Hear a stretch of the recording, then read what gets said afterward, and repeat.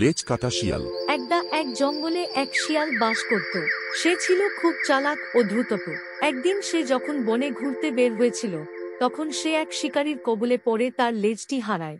লেজ ছাড়া তাকে দেখতে খুবই অদ্ভুত ও কদাকার দেখাচ্ছিল, কিন্তু সে ছিল খুবই চালাক। সে ভাবছিল এবং অবশেষে সে একটি ফন্দি আঁটল। সে সভার উদ্দেশ্যে জঙ্গলের সকল শিয়ালদের আমন্ত্রণ জানায়। সকল শিয়ালের উপস্থিতিতে সে বলে, আমাদের জীবনে লেজের কোনো মূল্য নেই। এটি আমাদের শরীরের একটি অতিরিক্ত অংশ। দেখো বন্ধুরা, লেজ ছাড়া আমাকে দেখতে কতটা সুন্দর লাগছে।